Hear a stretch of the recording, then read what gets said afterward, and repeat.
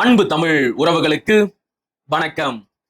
மாறுவோம் மாற்றுவோம், இது மாற்றத்திற்கான எளிய மக்களின் புரட்சி என்ற தலைப்பில் மாற்றுக் கட்சியை சேர்ந்த 1000த்திற்கும் மேற்பட்ட நபர்கள் நாம் தமிழர் கட்சியில் இணையும் நிகழ்வு நேற்றைக்கு நடந்தது. அந்த நிகழ்வில் பேசிய அண்ணன் சீமான் அவர்கள் தாவேகாவினர் நாம் தமிழர் கட்சி பற்றியும் அண்ணன் சீமான் பற்றியும் முன்வைத்த பல விமர்சனங்களுக்கு பதில் சொல்லி இருந்தாரு.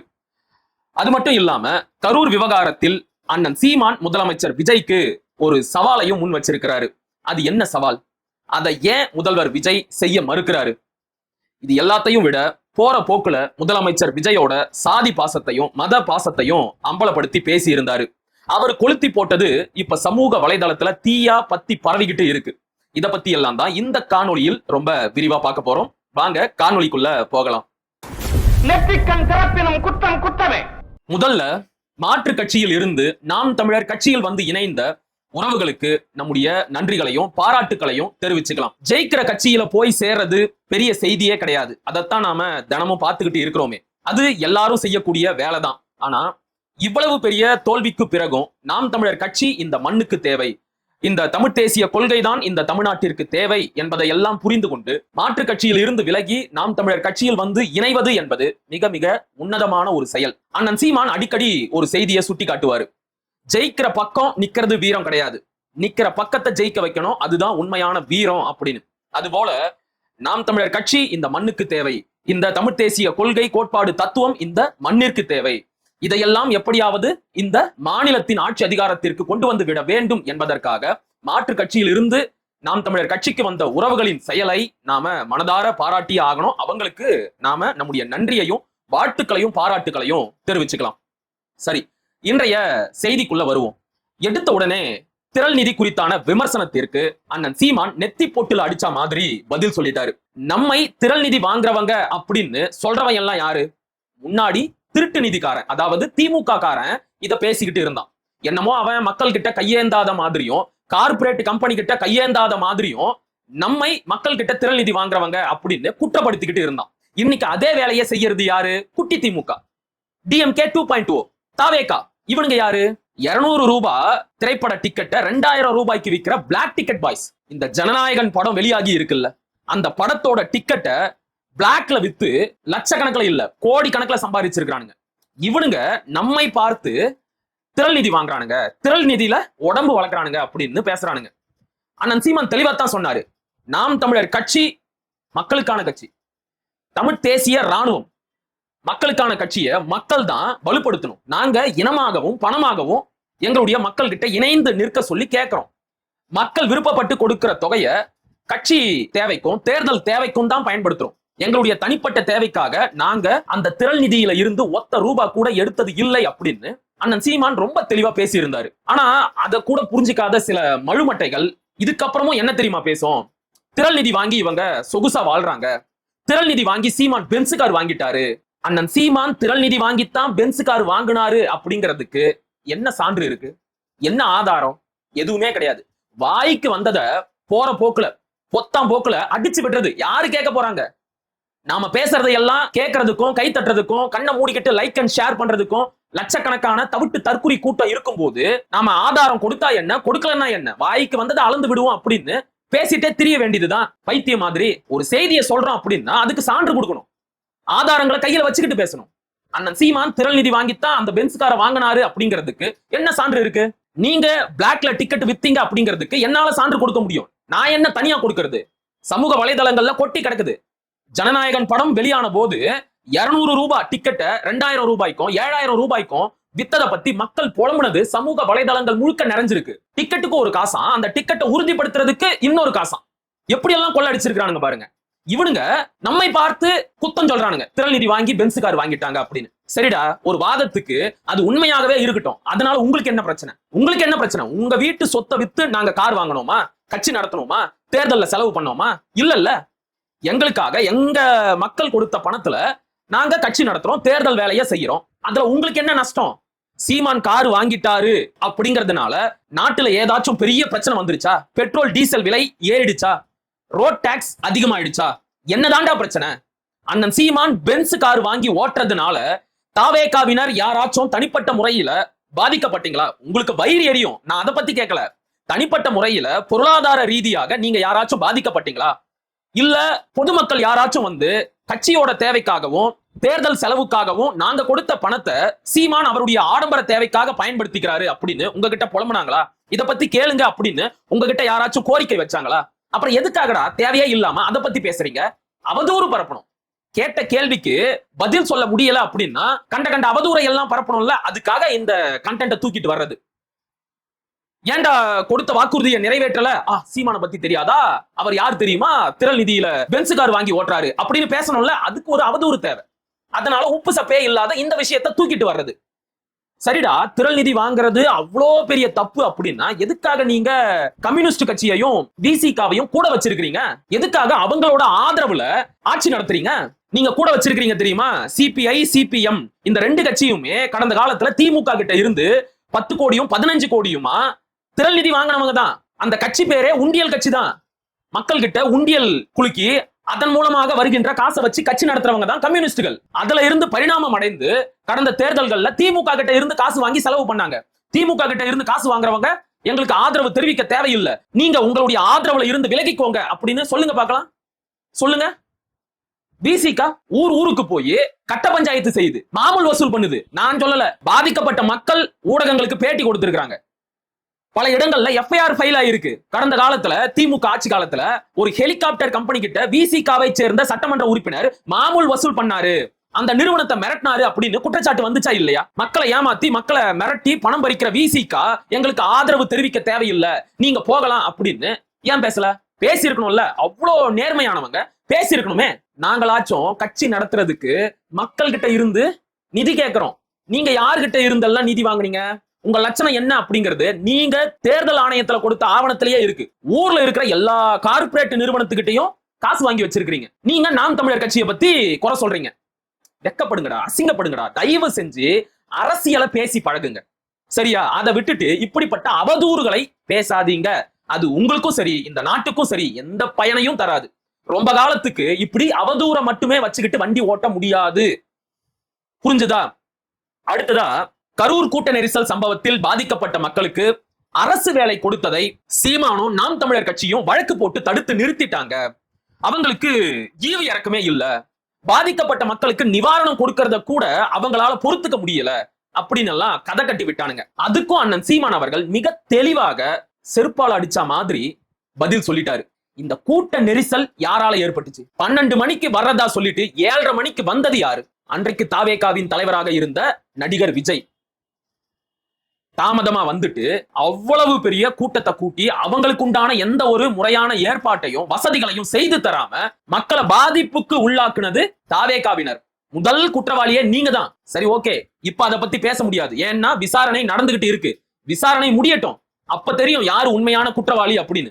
ஆனா ஒண்ணு கேட்கிறேன், கரூர் கூட்ட நெரிசல் சம்பவத்தில் பாதிக்கப்பட்ட மக்கள் மீது தாவேகாவினருக்கு உண்மையாகவே அவ்வளவு அக்கறை இருக்கா? ஏன் கேட்கிறேன்னா, அவ்வளவு அக்கறை இருந்திருந்தா அன்னைக்கு ராத்திரி அந்த மக்கள் செத்து விழுந்த போது எங்கடா போனீங்க? எங்க போனீங்க? தாவேகா காரன் ஒருத்தனாச்சும் களத்துக்கு வந்தீங்களா? பாதிக்கப்பட்ட மக்களை பார்த்தீங்களா? அவங்களுக்கு தேவையான உதவியை செஞ்சீங்களா?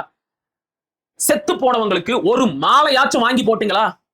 கடைசி வரைக்கும் செத்து போன அந்த 41 நபர்களோட படத்தை வச்சு மலர் தூவி ஒரு மௌன அஞ்சலியாச்சும் செலுத்துனீங்களா?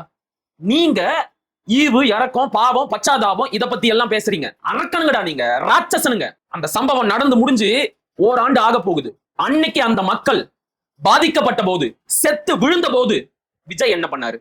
மனசாட்சியோட பேசணும். விஜய் என்ன பண்ணாரு? விட்டா போதும் அப்படின்னு தலை தெறிக்க ஓடி போனாரு. திருச்சி விமான நிலையத்திற்கு வந்த அவர்கிட்ட பத்திரிகையாளர்கள் கேட்கிறாங்க, கேட்கல, கத்துனாங்க, கூப்பிட்டாங்க. சார், உங்க கட்சி கூட்டத்துக்கு வந்து கூட்ட நெரிசல்ல சிக்கி பல பேர் இறந்து போயிட்டதா சொல்றாங்களே, அத பத்தி என்ன சார் சொல்றீங்க அப்படின்னு கேட்டதுக்கு இன்னும் ஒரு வார்த்தை கூட பேசாம விட்டா போதும் அப்படின்னு தலை தெறிக்க 3 மணி நேரத்துல திருச்சியில இருந்து சென்னைக்கு வந்து அவர் வீட்டுக்குள்ள போய் பதுங்கிட்டாரு. இதுதான் நீங்க பாதிக்கப்பட்ட மக்களுக்கு காட்டுற பரிவு, பாசம், ஈவு, இறக்கமா? நீங்க எங்களுக்கு பாடம் எடுக்கிறீங்க, இன்னைக்கு வந்து உத்தமர் வேஷம் போடுறீங்க. சரிடா, அன்னைக்கு நடந்தது நடந்துருச்சு. ஆட்சிக்கு வந்துட்டீங்கல்ல, வந்த உடனே பாதிக்கப்பட்ட மக்களை போய் பார்த்திருக்கலாம்ல. வந்த உடனே பாதிக்கப்பட்ட மக்களுக்கு நிவாரணம் அப்படின்னு சொல்லிட்டு அந்த அரசு வேலையை கொடுத்திருக்கலாமே. கொடுக்கிறது சரின்னு நான் இப்பயும் சொல்லல, அது தப்புதான். இந்த வேலைய ஆட்சிக்கு வந்த உடனே செஞ்சிருக்கலாமே அப்படின்னு கேக்குறேன். ஏன் செய்யல? அப்பெல்லாம் செய்யாம 2 மாசம் அமைதியா இருந்துட்டு கரூரில் வெற்றி பெற்ற எம்.ஆர். விஜயபாஸ்கர் எப்ப தன்னுடைய சட்டமன்ற உறுப்பினர் பதவியை ராஜினாமா பண்ணிட்டு அதிமுகவுல இருந்து தாவேகாவுல வந்து சேர்ந்தாரோ அதுக்கு அடுத்த நாளே நான் கரூருக்கு போக போறேன் அப்படின்னு அறிவிக்கிறீங்க. எதுக்கு அப்ப அறிவிச்சீங்க? ஏன்னா இடைத்தேர்தல் வரப்போகுது. அப்ப மக்கள் கிட்ட போய் வாக்கு பிச்சை எடுக்கணும். தேர்தலுக்கு நேரா போனா மக்கள் கேள்வி கேட்பாங்க. அன்னைக்கு நாங்க பாதிக்கப்பட்ட போது விட்டு ஓடி போனீங்களே, இன்னைக்கு எந்த மூஞ்ச வச்சுக்கிட்டு எங்க கிட்ட ஓட்டு கேட்டு வரீங்க அப்படின்னு மக்கள் கேள்வி கேட்பாங்க. அதுக்காகத்தான் எம்.ஆர். விஜயபாஸ்கர் தன்னுடைய சட்டமன்ற உறுப்பினர் பதவியை ராஜினாமா பண்ண உடனே அடுத்த நாளே போய் பாதிக்கப்பட்ட மக்களை பார்க்க போறேன் அப்படின்னு சொல்லிட்டு இடைத்தேர்தலுக்கான பிரச்சாரத்தையும் சேர்த்து செஞ்சுட்டு வந்தாரு. பேசினாரா இல்லையா? பேசினாரா இல்லையா? வரப்போற இடைத்தேர்தலையும் திமுகவினரை நல்லா வச்சு செஞ்சு விடுங்க அப்படின்னு பேசினாரா இல்லையா? போனது பாதிக்கப்பட்ட மக்களை பார்க்க, அவங்களுக்கு நிவாரணம் கொடுக்க. அந்த வேலையை பார்க்காம இடைத்தேர்தலை பத்தி எதுக்காக பேசணும்? அப்ப ஓட்டுக்காகத்தான் இந்த வேலையை நீங்க பாத்தீங்க. ரெண்டாவது, அரசு வேலை அப்படிங்கிறது நிவாரண பொருள் கிடையாது. பாதிக்கப்பட்ட மக்களுக்கு நிவாரணம் கொடுக்கிறத நாங்க தடுக்கல. அவங்களுக்கு எவ்வளவு நிவாரணம் கொடுத்தாலும் அது போதாது. ஒரு உயிரிழப்புக்கு ஈடாக நீங்க எவ்வளவு செஞ்சாலும் அது எல்லாமே கம்மிதான். அதனால அந்த மக்களுக்கு நிவாரணம் கொடுக்கிறத நாங்க தடுக்கல. அரசு வேலையை நிவாரணமா கொடுக்கறீங்க தெரியுமா? அதைத்தான் தடுக்கிறோம். அரசு வேலை என்பது நிவாரண பொருள் கிடையாது. அது தகுதிக்கும் திறமைக்கும் கொடுக்கப்பட வேண்டிய பரிசு, வெகுமதி.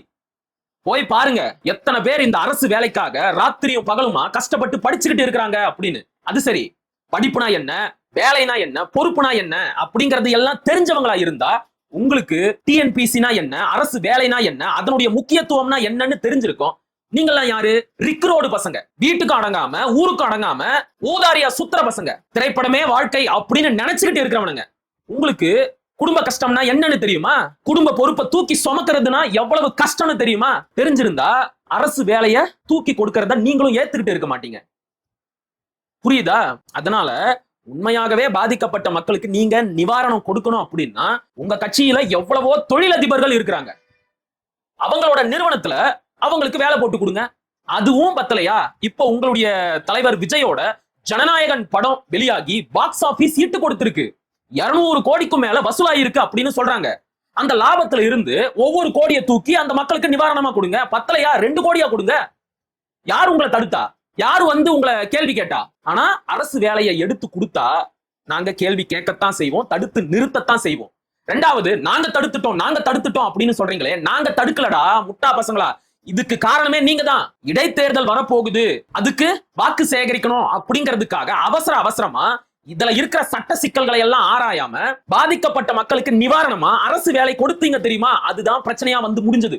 இதுல இருக்கிற சட்ட சிக்கலை ஆராய்ந்து நீங்க இந்த வேலையை கொடுத்திருந்தா, சட்ட சிக்கலை ஆராய்ஞ்சிருந்தா இந்த வேலையை கொடுத்திருக்க முடியாது. ஏன்னா சட்டத்துல அதுக்கு இடமே கிடையாது. இதையெல்லாம் ஆராய்ச்சி பார்த்திருந்தா நீங்க இந்த வேலையை செஞ்சிருக்க மாட்டீங்க. அப்ப அடிப்படை சட்ட சிக்கலை கூட ஆராயாமல் தன்னுடைய அரசியல் லாபத்திற்காக, தேர்தல் லாபத்திற்காக நீங்க ஒரு வேலையை பார்த்து விட்டீங்க. நீதிமன்றம் இதுல இருக்கிற சட்ட சிக்கலை சுட்டிக்காட்டி இந்த வேலை செல்லாது அப்படின்னு ரத்து பண்ணிருச்சு. இன்னைக்கு அந்த மக்கள் மன உளைச்சல்ல இருக்கிறாங்க அப்படின்னா அதுக்கு காரணம் முதல்வர் விஜய், தாவேகா கட்சி. சரியா? இல்ல அரசு வேலை தான் கொடுப்போம் அப்படின்னா அதுக்கு என்ன தெரியுமா பண்ணோம்? நீங்க ஒரு தனிநபர் விசாரணை ஆணையம் போடணும். அதத்தான் அண்ணன் சீமான் சொன்னாரு. ஒரு சவாலாவே முன் வச்சாரு. எங்க செஞ்சு காட்டுங்க பார்க்கலாம். என்னதான் இந்த வழக்கு சிபிஐ விசாரணையில இருந்தாலும் ஒரு மாநில அரசுக்கு தனி நபர் ஆணையம் அமைத்து இந்த வழக்கை விசாரிக்க எல்லா உரிமையும் இருக்கு, சட்டத்துல அதுக்கு இடமும் இருக்கு. நீங்க ஒரு தனி நபர் விசாரணை ஆணையம் அமையுங்க. அந்த விசாரணை ஆணையம் இந்த விபத்து பற்றி நல்லா ஆராயட்டும். யார் மேல தப்பு இருக்கு அப்படின்னு அவங்க சொல்லட்டும். உண்மையாகவே கடந்த திமுக ஆட்சி தான் இந்த விபத்துக்கு காரணம் அப்படின்னு தெரிய வந்தா ஓகே, அதுக்கப்புறம் நீங்க தாராளமா பாதிக்கப்பட்ட மக்களுக்கு அரசு வேலை கொடுங்க. அதுல ஒரு நியாயம் இருக்கு. ஏன்னா இங்க தவறு அரசு மேல. அரசால பாதிக்கப்பட்டவங்களுக்கு அரசாங்கம் தான் நிவாரணம் கொடுத்தாகணும். ஆனா தப்பு யாரு மேல அப்படின்னு தெரியறதுக்கு முன்னாடியே நீங்க எப்படி அரசு வேலையை தூக்கி கொடுக்கலாம்? மக்களுக்கு உண்மை தெரியணும் அப்படின்னா முதலமைச்சர் விஜய் இந்த சவாலை ஏத்துக்கிட்டு ஒரு தனி நபர் விசாரணை ஆணையம் அமைச்சு காட்டட்டுமே, பார்க்கலாம். அமைச்சு காட்டட்டுமே. செய்வாரா? வாய்ப்பே கிடையாது, வாய்ப்பே கிடையாது. சரி, எது எப்படியோ உச்ச நீதிமன்றத்துக்கு போயிருக்கிறீங்க. எனக்கு தெரிஞ்சு இந்நேரத்துக்கு நான் பேசிக்கிட்டு இருக்கிற இந்நேரத்துக்கு அந்த வழக்கு விசாரணைக்கு கூட வந்திருக்கலாம். பொறுத்திருந்து பார்க்கலாமே என்ன நடக்குது அப்படின்னு. கடைசியா போற போக்குல அண்ணன் சீமான் என்ன பண்ணிட்டாரு, விஜயோட சாதி பாசத்தையும் மத பாசத்தையும் அம்பலப்படுத்திட்டு போயிட்டாரு. நாங்க வந்து சாதி மதத்தையே ஒழிச்சிட்டோம் அப்படின்னு விஜய் பேசினாரு இல்ல, அது உண்மையா அப்படிங்கறத பொட்டுல அரைஞ்ச மாதிரி அண்ணன் சீமான் பேசிட்டு போயிட்டாரு. நீங்க உண்மையாகவே சாதி மதத்திற்கு எதிரானவர், சாதி மதத்தை எதிர்ப்பவர் அப்படின்னா எதுக்காக பெரம்பூர் தொகுதியிலையும் திருச்சி கிழக்கு தொகுதியிலையும் போட்டி போட்டீங்க? ஏன்னா பெரம்பூர்ல கிறிஸ்தவர்கள் அதிகம், விஜயோட மதம் வந்துருது. திருச்சி கிழக்குல முதல்வர் விஜயோட சாதி மற்றும் மதம் சம்பந்தப்பட்டவர்கள் எண்ணிக்கையில் அதிகம். அதனாலதான் இந்த 2 தொகுதியில போட்டி போட்டாங்க. ஆக சாதி பார்த்து வேட்பாளரை போட்டு தேர்தல்ல போட்டியிட்டு வெற்றி பெற்ற பிறகு மக்கள் கிட்ட வந்து நாங்க சாதி மதத்தையே ஒழிச்சிட்டோம் அப்படின்னா இது நாடகமா இல்லையா? மக்கள் உங்களுக்கு சாதி மதம் பார்க்காம தான் ஓட்டு போட்டாங்க. ஆனா நீங்க சாதி மதம் பார்க்காம வேட்பாளரை நிறுத்தல. அதுதான் உண்மை. இல்லன்னு மறுக்க முடியுமா? ஒவ்வொரு தொகுதியிலும் நீங்கள் நிறுத்திய வேட்பாளர்களின் சாதி பட்டியலை வெளியிட முடியுமா? நாங்க வெளியிடுவோம். பொது தொகுதியில ஆதி தமிழர்களுக்கு வாய்ப்பு கொடுத்திருக்கிறோம். நாங்க வெளியிடுவோம், தைரியமா வெளியிடுவோம். தாவேகா வெளியிட தயாரா? ஒவ்வொரு தொகுதியிலையும் எது பெரும்பான்மை சாதி, எது ஆதிக்க சாதி, எது பெரும்பான்மை மதம் அப்படின்னு பார்த்து பார்த்து ஆட்களை தேர்ந்தெடுத்து போட்டுட்டு நாங்க சாதியை ஒழிச்சிட்டோம், மதத்தை ஒழிச்சிட்டோம், ஓட்டுக்கு காசு கொடுக்கிற கலாச்சாரத்தை ஒழிச்சிட்டோம். எங்க ஒழிச்சிங்க? உங்க வேட்பாளர்களே நிறைய தொகுதிகள்ல காசு கொடுத்தாங்க. நான் போட்டியிட்ட சோளிங்கர் தொகுதியில் போட்டியிட்ட தாவேகா வேட்பாளரும் காசு கொடுத்தார். அவர் மேல தேர்தல் ஆணையம் சார்ஜ் ஷீட் ஃபைல் பண்ணிருக்கு. இல்லன்னு மறுக்க சொல்லுங்க அவரை. என்னமோ பெரிய யோக்கியர்கள் மாதிரி பேசுறீங்க. கடைசியா அண்ணன் சொன்னாரு பாருங்க, நாங்க என்ன அடிக்கவே இல்லடா, இப்பதான் ஆரம்பிச்சிருக்கிறோம். சரியா? அதுக்கே இவ்வளவு கதறல். பொறுங்க, பொறுமையா இருங்க. இனிமே தான் எங்க ஆட்டமே இருக்கு. இனிமே தான் நாங்க உண்மையான விமர்சனத்தையே ஆரம்பிக்க போறோம். முடிஞ்சா அதுக்கு பதில சொல்லுங்க. அதை விட்டுட்டு அவதூறு பரப்பாதீங்க. புரியுதா? மீண்டும் ஒரு காணொலியில் சந்திப்போம். அதுவரை இணைந்திருங்கள். இது உங்கள் நெற்றிக்கண். நான் உங்கள் அசோக்குமார் மகிழன். படிப்போம், பகிர்வோம், பயன்பெறுவோம், கற்போம், கற்பிப்போம், களமாடுவோம். தமிழ் வெல்க, தமிழர் வாழ்க, தமிழ்நாடு வளர்க, தமிழ் தேசியம் மலர்க, மலர்க, மலர்க. நன்றி, வணக்கம்.